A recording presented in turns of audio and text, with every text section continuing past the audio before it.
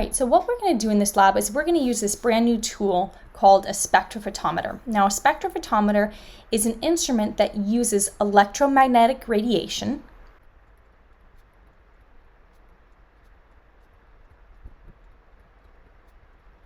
and it uses it from a selected region of the spectrum. So that can be UV, visible, or infrared light.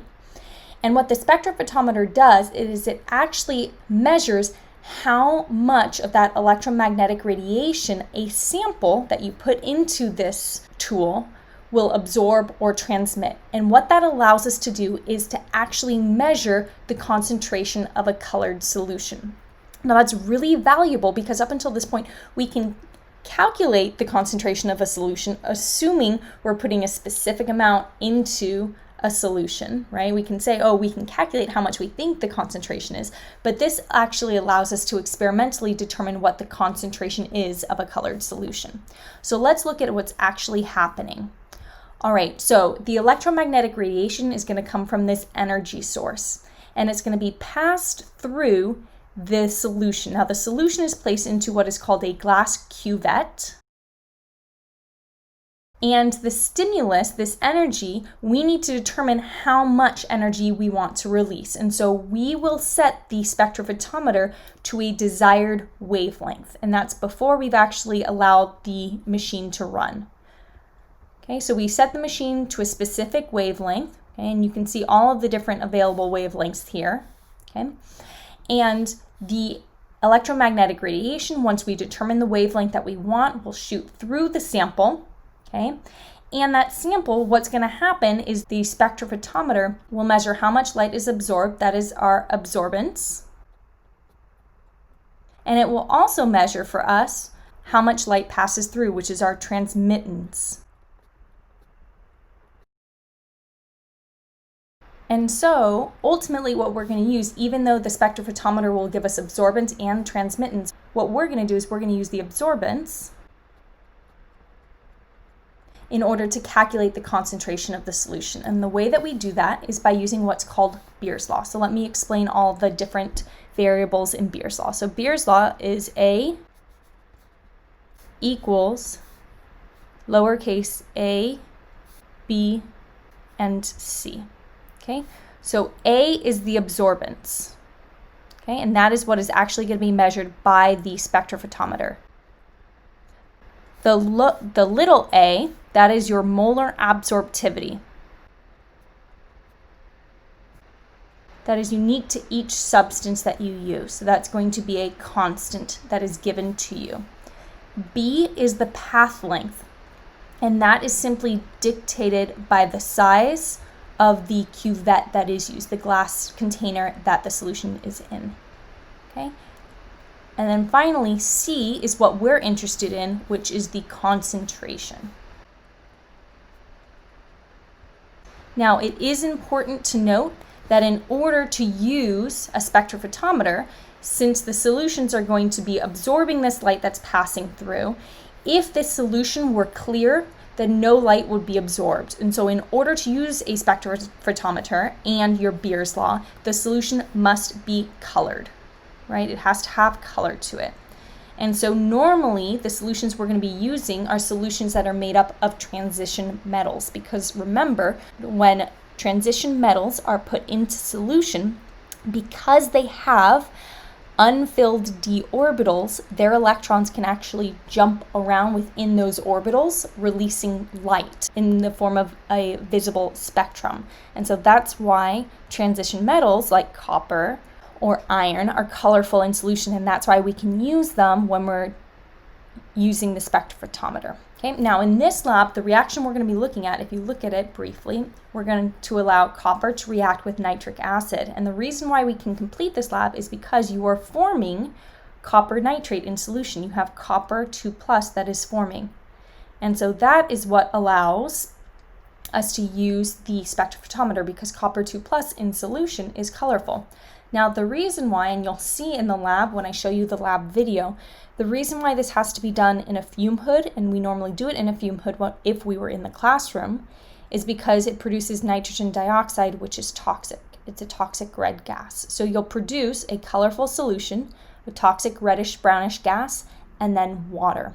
All right, so I've introduced this concept of using a spectrophotometer, this tool right up here.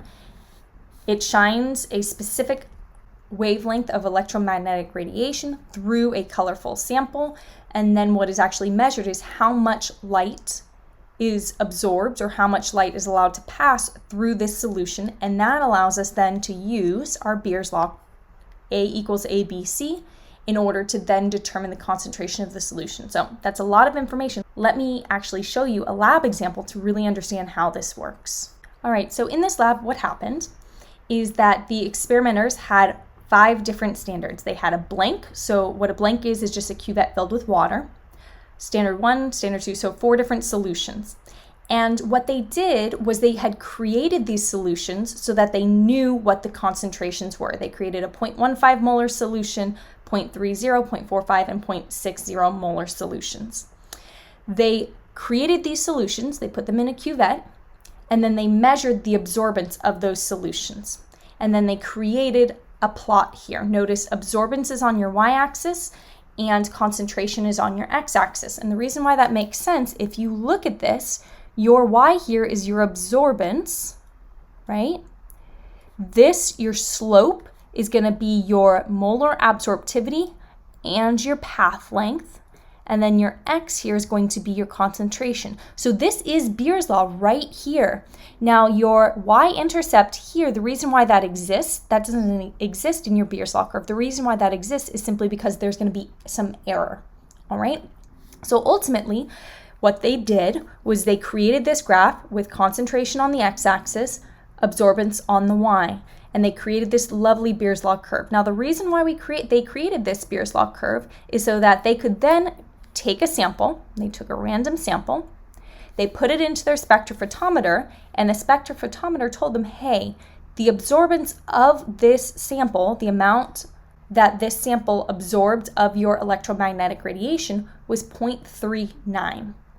And so what they can then do, and what I'll show you, is they can take that absorbance, they can plug it into the equation that they got using the standards that they had, and they can actually determine what the concentration of this sample is. So if their absorbance is 0.39, it's going to be 0.39 for their absorbance, right?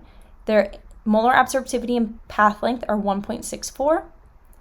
We're going to solve for their concentration, that's going to be their x, and then we're going to include their error by including the y-intercept.